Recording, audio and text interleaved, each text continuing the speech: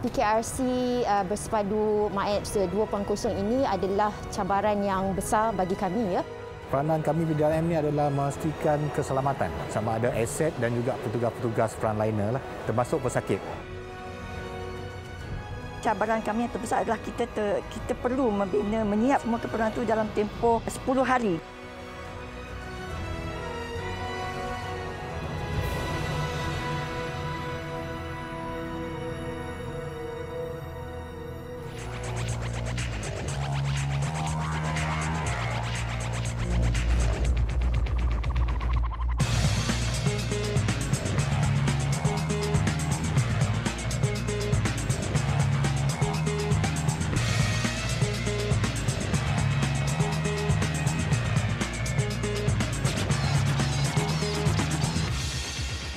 Assalamualaikum dan salam sejahtera, bersama saya Rosnani Nasir dalam panorama minggu ini. Pusat Kuarantin dan Rawatan COVID-19 PKRC di MAEPS Sedang beroperasi pada 16 April 2020. Dalam jangka masa yang sangat pendek, pusat ini dapat direalisasikan bagi menempatkan pesakit positif COVID-19. Pada 15 Julai tahun yang sama, lokasi ini ditutup sepenuhnya kerana ketika itu kes berkurangan. Namun belum sempat kita menarik nafas lega, kes meningkat tinggi dan membawa kepada pengoperasian pusat ini sebagai PKRC 2.0. Kita saksikan.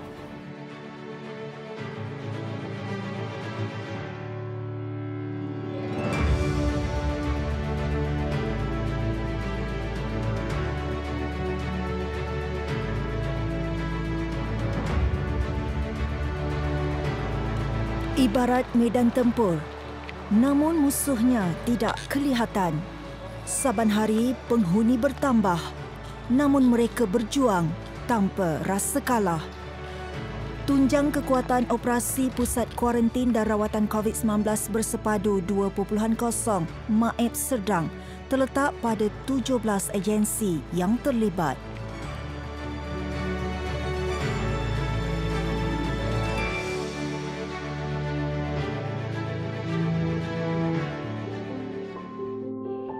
Pengoperasian PKRC bersepadu MAEPS 2.0 mendapat sentuhan kepakaran anak tempatan.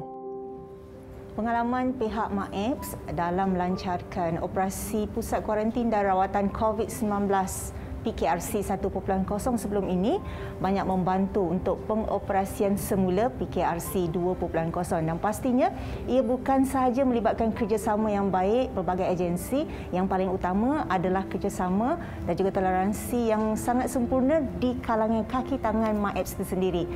Jadi puan, kalau ikutkan berapa ramai kaki tangan yang terlibat daripada awal sehingga kini dan juga bahagian mana yang penting dalam mengkoordinasi PKRC 2.0? Di MAEPS kita terdapat lebih kurang 200 kaki tangan, termasuk kaki tangan kontrak, kaki tangan sambilan dan sebagainya.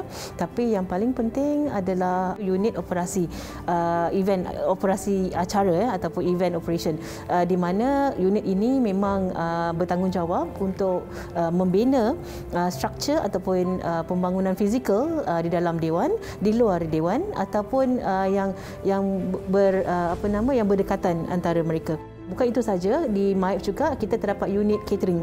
Catering ini amat penting sebab kita membekalkan makanan yang berkhasiat dipantau oleh unit diet KKM untuk memastikan pesakit kita menerima makanan yang lazat, yang sempurna, cukup zat dan sebagainya. Selain itu, kita ada juga unit procurement. Sebab unit procurement ni kalau tak ada mereka, kita susah nak mencari pembekal.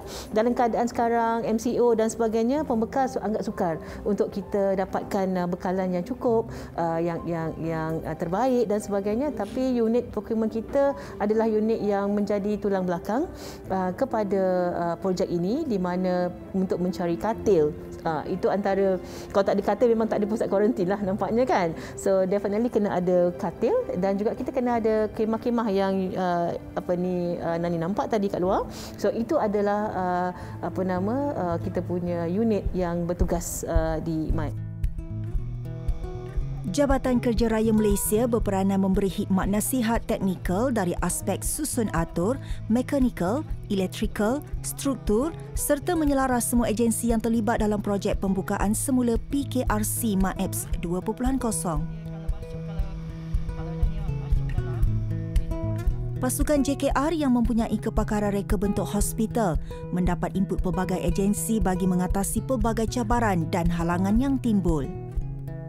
Sebab kita dapat kerjasama daripada semua agensi yang terlibat dalam projek ini, memudahkan kerja kita, terutama sekali bila kita nak buat hall baru, hall E, bila tidak cukup tempat untuk pesakit-pesakit, kita telah membina satu struktur baru iaitu hall E, di mana kita untuk memuatkan 2,000 pesakit, di mana kita terpaksa buat semua daripada keperluan semua adalah dari pos kosong. Maknanya kita kena sediakan keperluan elektrik, keperluan mekanikal, keperluan air, dan juga sebab dia adalah satu struktur yang walaupun sementara dia adalah satu struktur yang besar, kita perlu mendapat permit daripada pihak berkuasa tempatan untuk membina struktur tersebut, dan juga kita perlu memastikan struktur tersebut adalah kukuh.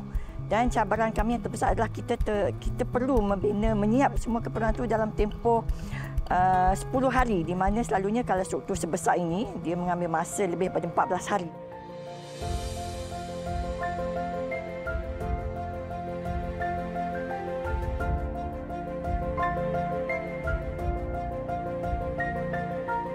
Peranan kita daripada 1.0 sampai 2.0 ada cabaran-cabarannya, ya.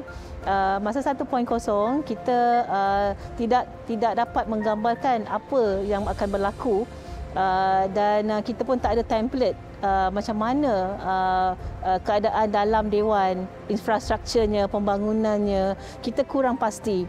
So di peringkat MAEPS kita telah buat research ataupun penyelidikan bagaimana negara-negara lain menjalankan aktiviti mereka ataupun pusat kuarantin mereka. Di situlah tercetusnya idea bila kita dapat membangunkan satu cubicle ward dengan fasiliti untuk warga negara masa 1.0, dengan keselesaannya kita ambil kira, dengan flow daripada medical KKM pun kita ambil kira.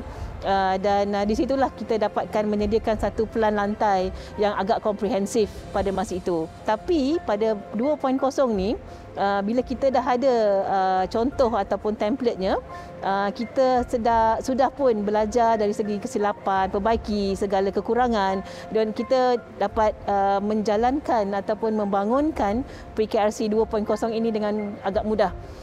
Tapi mudah itu adalah bersama kerjasama dengan NATMA, JKR, Kementerian Kesihatan Malaysia bahagian Engineering, Kejuruteraan, dan ATM, PDRM bersama-sama dengan kita semua untuk membangunkan satu lagi PKRC 2.0.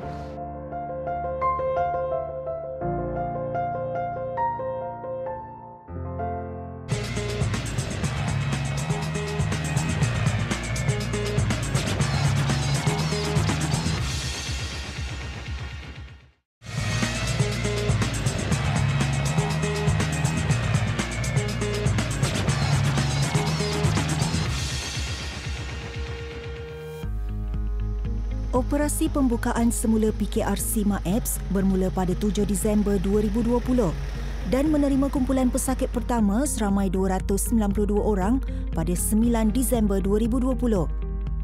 Sejak itu, Dewan Utama D ini tidak pernah sunyi dengan petugas yang silih berganti. Satu tanggungjawab yang besar digalas oleh petugas barisan hadapan di Pusat Kuarantin dan Rawatan COVID-19 PKRC di MAEPS ini.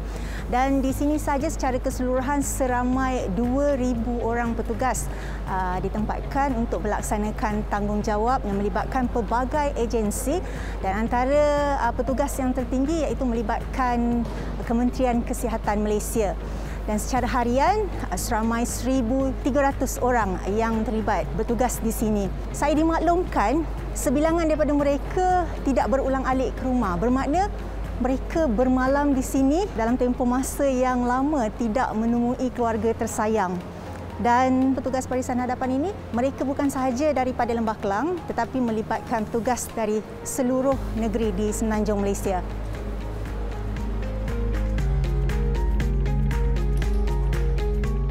Pengarah Jabatan Kesihatan Negeri Selangor dilantik menjadi Komandan Perubatan Wilayah Zon Tengah untuk memantau pengoperasian PKRC bersepadu MAEPS 2.0. Penekanan bukan sahaja diberikan kepada rawatan pesakit, malah soal kebajikan petugas barisan hadapan yang menjadi tonggak operasi di medan tempur ini. Okey, memandangkan pertambahan katil bagi menempatkan pesakit positif COVID-19, sudah pastinya ada juga pertambahan daripada segi petugas barisan hadapan. Bagaimana Datuk membuat? Ialah mungkin itu satu cabaran juga bagi menempatkan supaya segalanya berjalan lancar. Ya. Bagi memastikan MAEPS ini berfungsi dengan elok, sudah pasti kita memerlukan kakitangan frontliners, bukan saja frontliners dari segi kesihatan, jabatan-jabatan lain juga. Kita melakukan mobilisasi kaki tangan bagi memastikan MAEPS dapat dioperasikan dengan baik. Jadi bagi memastikan keselesaan frontliners ini juga, Pihak NAMA telah menjadikan tempat-tempat penginapan di hotel-hotel sekeliling kawasan MAEPS ini juga, dan makan minum dan mereka dijaga dan juga pengawatan dijaga. Itu kebajikan kepada kalangan kaki tangan. Ya. Tapi saya ingat berbalik semula. Bagi kaki tangan ini kita bagi mereka rehat yang mencukupi agar mereka sentiasa cergas untuk memberikan perkhidmatan kepada pesakit-pesakit di sini. Jabatan Bomba dan Penyelamat Malaysia bertanggungjawab dalam pengurusan keselamatan kebakaran, juga memastikan petugas barisan hadapan bersedia dengan sebarang kemungkinan dalam 4 simulasi yang dilakukan sebelum ini. Antara tugas-tugas yang kita laksanakan adalah mengetuai dan menyelaras keperluan pengangkutan di antara agensi ataupun jabatan. Seterusnya, yang kedua adalah pengurusan pengangkutan bagi petugas PKRC, yang mana kita perlu memastikan petugas-petugas di PKRC dapat hadir bertugas di PKRC daripada tempat penginapan mereka. Ini memastikan kesinambungan pengoperasian PKRC dapat dilaksanakan dengan memastikan penyediaan kenderaan kepada petugas, di mana hampir lebih kurang 1,500 petugas perlu kita bawa ke tempat bertugas dan juga ke tempat penginapan. Seterusnya adalah penyelarasan pengangkutan bagi pesakit daripada Institut Latihan KKM, Depoh Tahanan Immigration, Pusat Kesihatan Daerah atau mana-mana lokasi tapak binaan atau industri atau kluster berkaitan, terutama di sekitar Lembah Kelang, dan kita bawa ke PKRC MAEPS. Jika kebiasaannya wira dan wirawati ATM gah di perbatasan, sebaliknya di sini ATM tampil dengan 16 orang pegawai serta 187 anggota. PKRC bersepadu MAEPS 2.0 ini adalah cabaran yang besar bagi kami, ya. Sebab mengapa ia terjadi begitu? Sebab the capacity that we are looking into it is bigger than 1.0. Dan memandangkan ia adalah besar dan dia sentiasa berubah-ubah. Kita dapat daripada fasa pertama, kita hanya ambil bukan warga negara dan seterusnya ia bertukar dengan begitu pantas. Bagi kami, ATM, kami memang sentiasa dalam tahap kesiapsiagaan yang tinggi. Sekiranya kami diatur gerakkan, kami telah bersedia untuk diatur gerakkan di mana sahaja, di seluruh Malaysia dan di luar negara. So, tahap kesiagaan kami itu dengan latihan yang diberikan secara berterusan, kami dapat diatur gerakkan dengan cepat. Kepakaran ATM disumbangkan dari aspek perubatan, keselamatan pos kawalan dan tugas-tugas khas.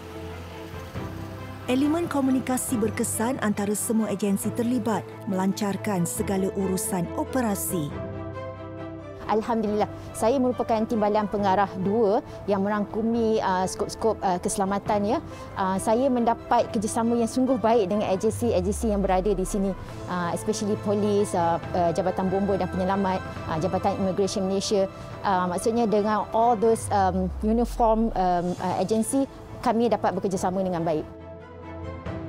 Jika kebiasaan umum melihat pegawai immigration berurusan dengan pasport, visa serta permit pekerja, namun sisi lain yang dapat dilihat di sini adalah tugas pemantauan tahanan warga asing yang positif COVID-19. Pemantauan perlu dilakukan 24 jam bagi mengelak pergaduhan serta cetusan provokasi antara tahanan. Ciri-ciri keselamatan merupakan aspek utama yang ditekankan di PKRC Maib Serdang ini. Selain kawalan keselamatan yang dilakukan di seluruh kawasan ini, bantuan bersiap sedia untuk sebarang kemungkinan seperti rusuhan juga dilakukan. Hari ini seramai 48 orang anggota membuat sesi latihan iaitu daripada Poru 16 Batalion 4 PGA PDRM Polis Diraja Malaysia, di mana mereka sentiasa bersedia untuk sebarang kemungkinan yang berlaku di lokasi ini.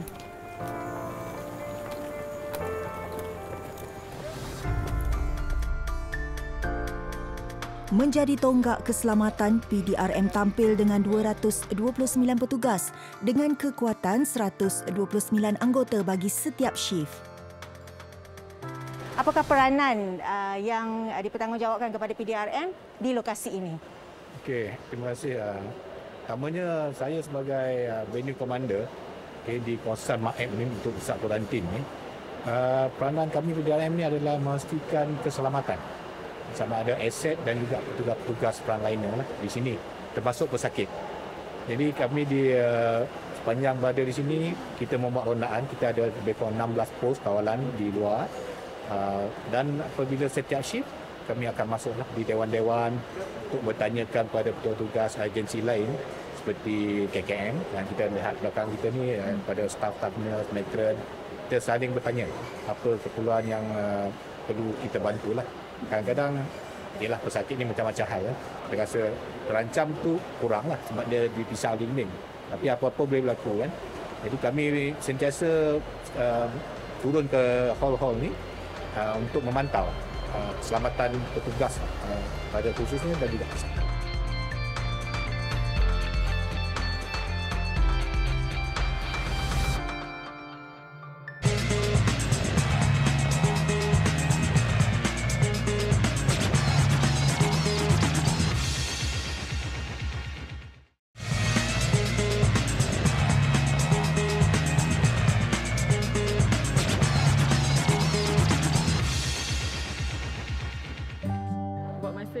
Bahagian Perkhidmatan Kejuruteraan Kementerian Kesihatan Malaysia berperanan menyediakan perkhidmatan sokongan hospital dalam aspek persediaan dan pengoperasian di PKRC bersepadu MAEPS 2.0.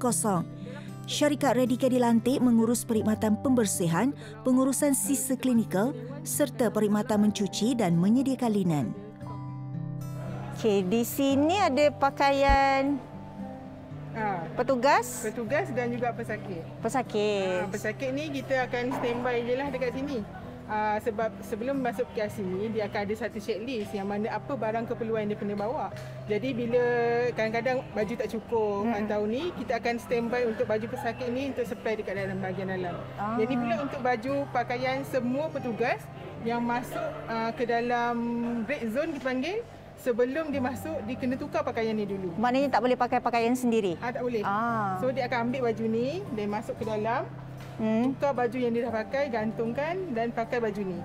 Yang ni bilik persalinan. Maknanya ada bilik persalinan lelaki dan juga wanita kat sebelah sana. Boleh saya tengok? Lengkap ada bilik persalinan. So kalau katakan kita tengok dalam ni, ada je yang dah yang pakaian yang dia dah yang original dia pakai, yang pakai pada luar, dia akan gantung kat dalam ni.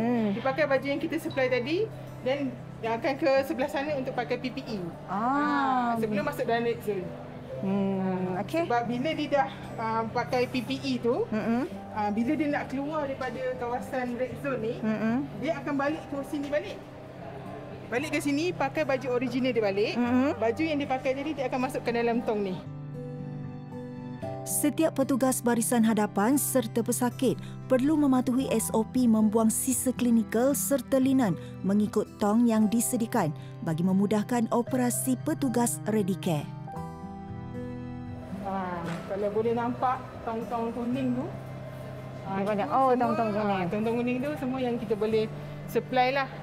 Semua waste-waste yang daripada patient, daripada dalam, semua akan buang dalam micro waste. Ini dipanggil sisa klinikal lah, tong sisa klinikal yang berwarna kuning. Maknanya kena bantu jugalah pesakit untuk beri maklumat. Maknanya mereka jangan buang sebarangan, semuanya ada tong-tong yang disediakan untuk buang dalam tong. Sebab setiap kali pesakit masuk, nursing akan bagi orientasi. Setiap tu, so dia akan bagi tahu kat mana nak buang. Okey, kalau kata apa keperluan yang dia perlu, dia boleh bagi tahu. Semua tu dia maklumkanlah kepada pesakit. Semua peralatan yang dalam hall ni, laluan kami dah guna, road collection yang dah guna, kami akan decon. Selepas dia kutip sampah tadi, sampah tu dah sisa makanan lah. Okey, dah dibawa keluar ke dalam kemah red zone. Sebelum dibawa ke yellow zone, kami akan decon dahulu, sanitize. Okey, memastikan keselamatan sebelum dibawa keluar ke pusat perupusan. Syarikat Redicare yang bertugas adalah terlatih serta dipantau secara langsung oleh pegawai bahagian perkhidmatan kejuruteraan Kementerian Kesihatan Malaysia. Peranan mereka jarang sekali didendang, namun tugas mereka antara yang terpenting dalam menjaga kebersihan demi keselesaan pesakit serta petugas barisan hadapan.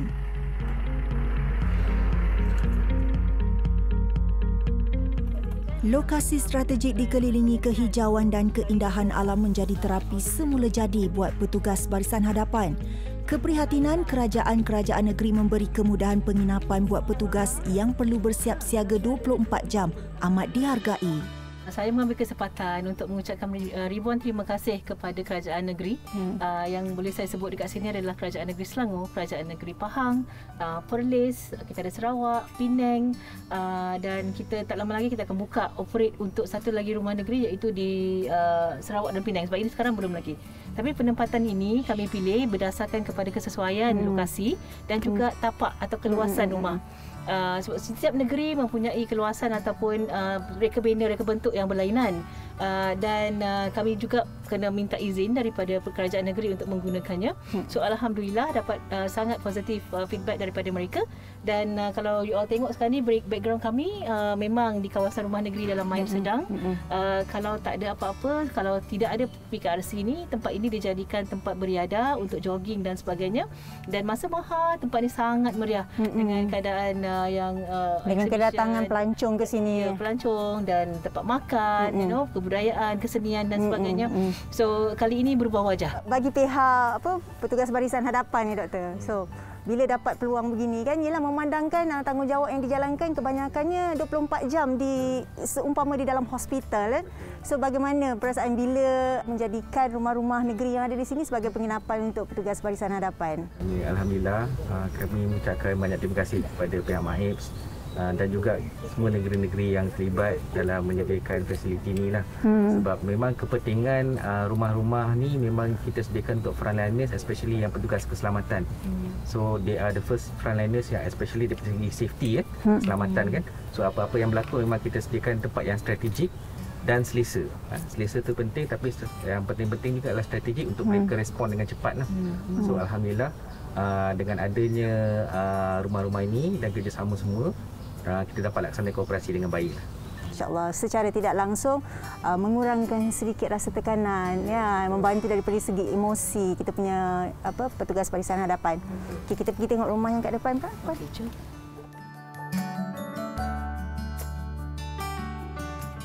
Bila kita dapat peluang ni, yang tak semua orang dapat peluang, dapat berkhidmat kepada negara dalam situasi sebegini, saya rasa bagi pihak saya, pasukan saya pun saya rasa kami bangga terpilih untuk terlibat dalam projek inilah, walaupun penat lelah, tak kira siang malam, weekend pun tak ke mana, tapi kami rasa kami amat puas hatilah dengan apa yang kami capai. InsyaAllah kalau ada di negeri-negeri lain pun, insyaAllah kami masih dapat memberi perkhidmatan tersebutlah. Alhamdulillah. Cabaran lain yang dihadapi juga adalah dari segi psikologi, kerana petugas-petugas ini berjauhan daripada anak, isteri dan keluarga dalam tempoh masa yang agak lama. Satu kepujian diberikan kepada semua petugas barisan hadapan yang telah mengenepikan kepentingan peribadi dan berkorban bagi kepentingan negara. Ucapan terima kasih dan syabas kepada keluarga yang sentiasa menyokong petugas-petugas barisan hadapan yang bekerja tidak mengira masa. Usaha memerangi COVID-19 berterusan. Penat bukan kepalang. Nyawa rakyat menjadi keutamaan. Kini masanya untuk kita bantu mereka untuk menang.